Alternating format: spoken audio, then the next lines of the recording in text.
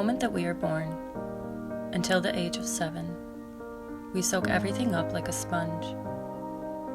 This includes the environments that we grew up in, as well as the patterns and behaviors of our caregivers.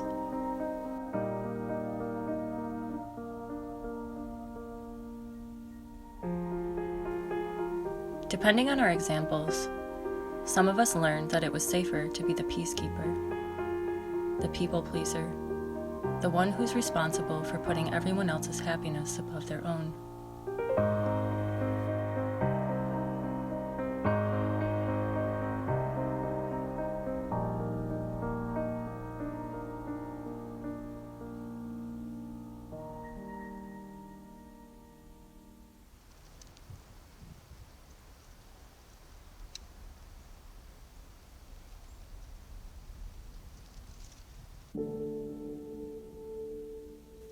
Growing up, I didn't have the kind of mother-daughter dynamic I saw in the movies and on TV.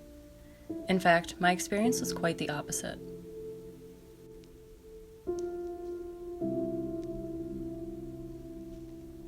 My mother was cold and detached, yet she had a very dominant presence. Her moods were unpredictable, and you never knew which version of her was going to show up on any given day.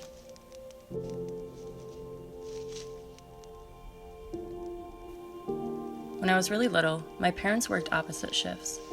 Anytime my dad wasn't home and my mother was upset about something, she would take all of her anger out on me, even when most of the time it had nothing to do with me.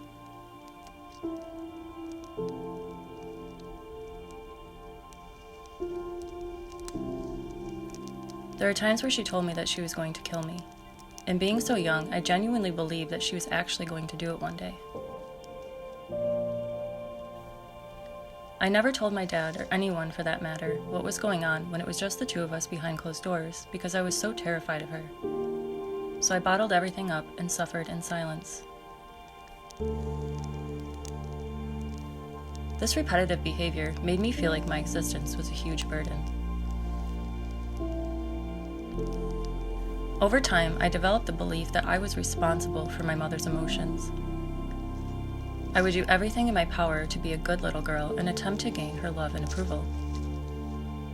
But it never mattered how good I was, how invisible I made myself, or how well I excelled in school. No matter how much I tried to please her, I still never received the acceptance that I was seeking.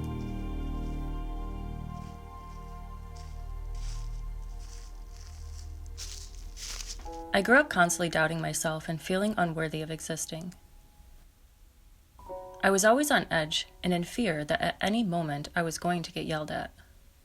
In order to feel safe in connections, I learned how to shapeshift into whomever I thought each individual person in my life needed or wanted me to be. I carried this pattern throughout my life and into adulthood. I wore my ability to please others as a badge of honor and strength to be everything for everyone. As a child, this behavior helped me to feel safe, but as an adult, it really damaged my sense of reality and how to interact with others in a healthy and balanced way.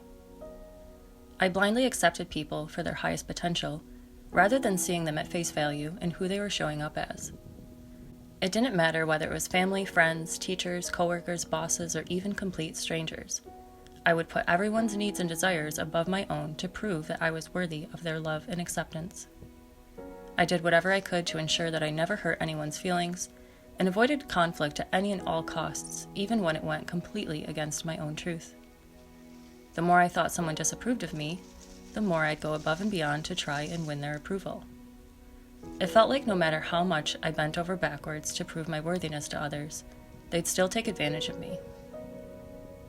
People-pleasing led me to experiencing a lot of dangerous situations and forming many toxic relationships throughout my life.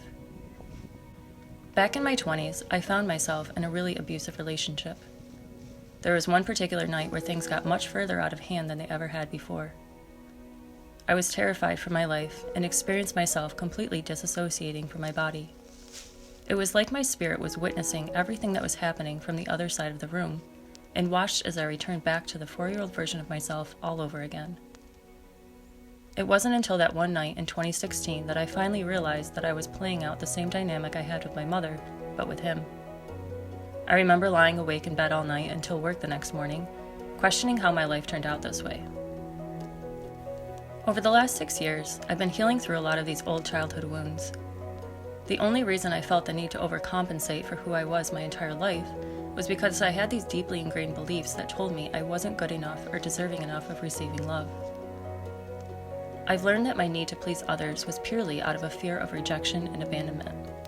Ironically, however, I was actually abandoning myself because I was always saying yes to things I wanted to say no to and compromised my own beliefs and values in order to fit in.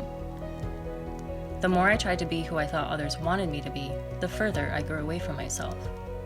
The more I gave to a connection and didn't receive what I expected in return, the more I resented those around me. It's like I was always playing the supporting role in other people's lives instead of leading my own. I've also learned that the benefit or payoff that I was receiving by being a people pleaser was that it gave me a sense of value and that I was a good person. The reality, however, is that being a people pleaser is actually a form of manipulation, because I was essentially tricking people into thinking I was someone that I was not, just so they would like me. In other words, I wasn't being authentic, and I was basically trying to control the perception that others had of me.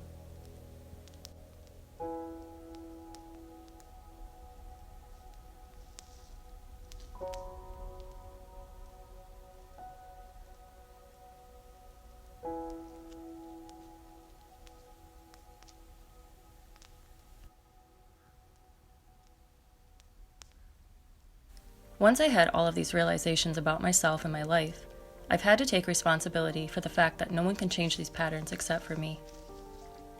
I've been developing my own sense of self and core identity since I never had the chance to do so earlier on in life. I'm gathering a much deeper understanding of who I truly am versus the identity given to me from my past. I've been setting healthier boundaries and only saying yes to things that feel like a resounding yes. I've been learning how to forgive myself and the choices that I made in the past, and recognizing that my naive approach to life was purely out of a lack of self-awareness throughout various points in my life. That perspective shift alone also helped me to forgive people from my past, including my mother. Once I learned about my mother's upbringing and how her mother treated her, it really opened my eyes to recognize that her behavior was due to the examples that she was given growing up. I personally believe that in most cases anyway, people are doing the best with what they know at any given moment. The more I nurture and give myself the things that I lacked in childhood, the more safe and secure I feel within myself, and the less I feel like I need other people's validation or approval. I've learned that if you change anything about yourself and how you're showing up in your relationships, that there will be pushback, lots of pushback. But it's only because most people have a hard time with change and aren't used to this new version of you yet. Some people will celebrate this new you. Those are the ones who I believe are meant to tag along for the next chapter of your life. However, some people will put you down or fill you with doubt because they don't like that you're changing and they can't do anything to stop you. To me, those are the people who unfortunately aren't meant to continue on with you, at least for right now. These people aren't inherently bad, but it's important to surround yourself with people who uplift and support this new version of you if you want it to stick.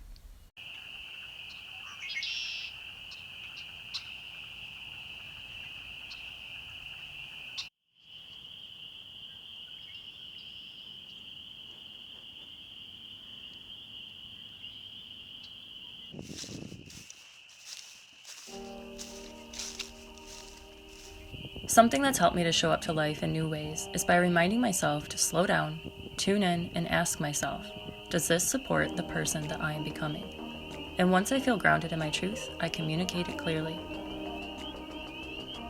Learning how to say no and set boundaries has been paramount to my inner growth. Because when we try to be everything for everyone, we are nothing to ourselves. Giving should be a reward in itself. If giving feels like resentment, that's just your internal guidance system inviting you to make a new choice, no matter how big or seemingly small. Overcoming people-pleasing isn't about blaming your parents or caregivers or becoming a selfish person. It's about really getting to know yourself on a deeper level and discovering what your needs are. It's about exploring your current beliefs and values and questioning whether or not they still ring true for you. It's about becoming aware of your habits and patterns, accepting that you've unconsciously chosen to show up to life in any given way, and taking responsibility by deciding how you'd like to show up in a new way and implementing those necessary changes. I believe our relationship with ourselves is the most important relationship in our lives, because that's what sets the tone for how we show up everywhere else in life.